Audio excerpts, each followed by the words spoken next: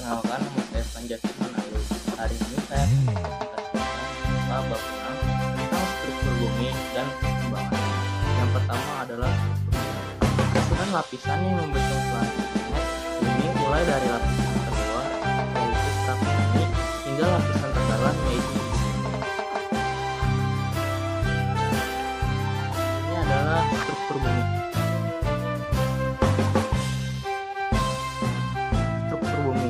Yang pertama adalah ada kerak bumi. Lapisan terluar tebalnya 5-70 km terdiri atas tanah dan batuan. Yang kedua ada mantel. Lapisan tebal yang memiliki tebal 2.900 km dengan material silikat mengandung arus konveksi. Yang ketiga inti luar, berbentuk cair terdiri dari besi dan nikel yang memiliki suhu 3.800 sampai 6.000 derajat Celcius. Inti dalam, padat terbuat dari besi dan nikel, suhunya hingga 7.000 derajat Celcius. 1. Karakteristik lapisan penyusun bumi.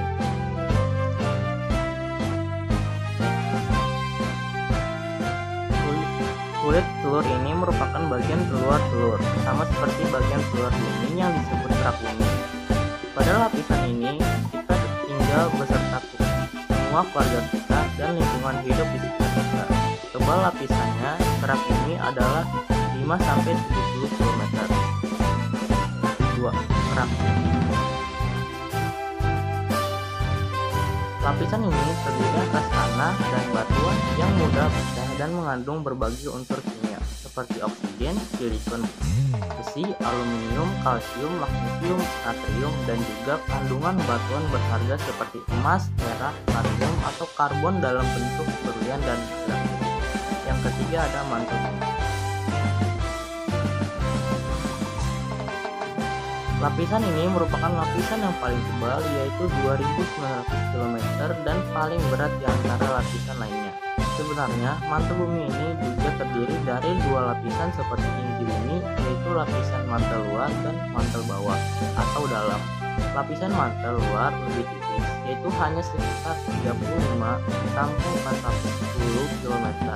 Sedangkan lapisan mantel dalam yaitu 410 sampai 2.900 km. Yang keempat ada inti luar bumi.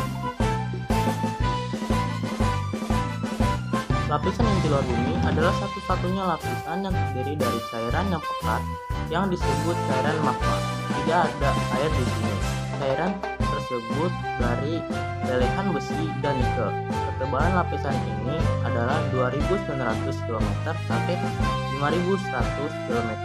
Suhu di inti luar bumi berkisar antara 3.800 derajat Celcius sampai 6.000 derajat Celcius. Yang kelima, inti dalam bumi. Lapisan inti dalam memiliki suhu tertinggi, yaitu antara 5.000 sampai 7.000 derajat Celcius. Ketebalannya antara 5.100 sampai 6.400 km. Selain kandungan besi dan nikel, di inti dalam juga terdapat belerang, karbon, dan oksigen, serta silikon dan kalium dalam jumlah sedikit. Yang kedua adalah B. Lempeng tektonik. Pertama, pergerakan divergen atau saling menjauh. Gerakan dua lempeng yang saling menjauh disebut pergerakan divergen yang membentuk kerenggangan atau area kosong sehingga nantinya diisi oleh material yang naik dari lapisan di bawahnya. Kedua, pergerakan konvergen atau saling bertumbukan. Pergerakan konvergen adalah gerakan dua lempeng yang saling mendekati sehingga saling bertabrakan atau bertumbukan. Yang ketiga, pergerakan transform atau saling berpas-pasan. Pergerakan transform terjadi karena adanya gesekan berlawanan arah pada dua lempeng yang saling berpas-pasan, kemudian mengalami gerakan mendatar yang disebut sesar mendatar dan memanjang. Mengapa lempeng dapat bergerak?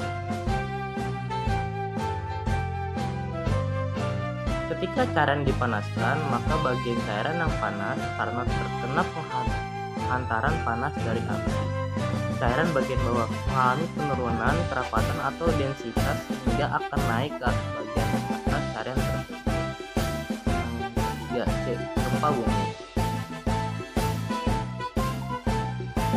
Gempa bumi adalah bencana yang dapat membawa kerusakan besar baik pada bangunan, jalan, jembatan, alam, bahkan hingga merenggut nyawa manusia.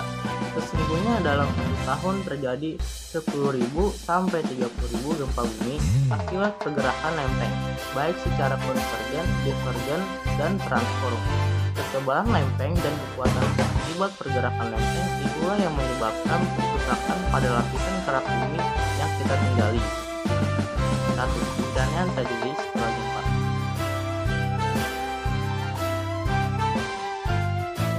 Yang pertama adalah gempa susulan. Setelah terjadi gempa utama yang bermagnitudo besar, lempeng bumi yang telah bergerak karena saling bertubuhan atau bergesekan membutuhkan waktu yang stabil untuk kembali ke posisi yang stabil. 2. Tsunami. Tsunami dapat terjadi saat epicentrum gempa terletak di dasar laut sehingga menyebabkan gelombang besar. Walaupun pada awalnya gelombang yang terjadi hanya 2 meter, namun dengan pergerakan yang sangat cepat 800 km per jam saat mencapai perairan dangkal, ketinggian gelombang dan meningkat besar. C. Yang keempat, C. Gunung Merapi.